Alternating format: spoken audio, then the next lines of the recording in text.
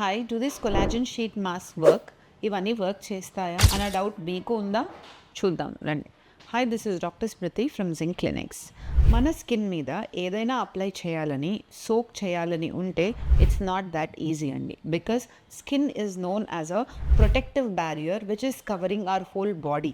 So మనం ఏది పెట్టినా కూడా స్కిన్ లోపల అబ్జర్వ్ అవ్వడం it's not very easy, right? అది కాకుండా ఇంకా కొలాజన్ యాజ్ సచ్ మనం చూస్తే అది పెద్ద మాలిక్యూల్ అండి.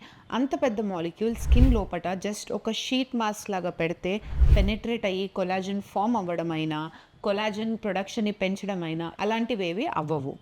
ఇంకా మీకు కొలాజన్ ప్రొడక్షన్ బాడీలో న్యాచురల్గా పెంచాలంటే let us see few tips. First వచ్చేసి మీరు హోమ్లో antioxidant rich diet start చేయాలి, ప్రోటీన్ రిచ్ డైట్ స్టార్ట్ చేయాలి, having a good sleep.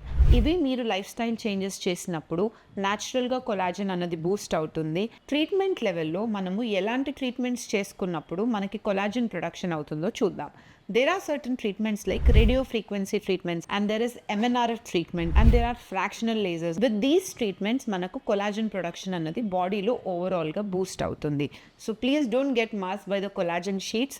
Instead, try to change your lifestyle and get proper treatments done.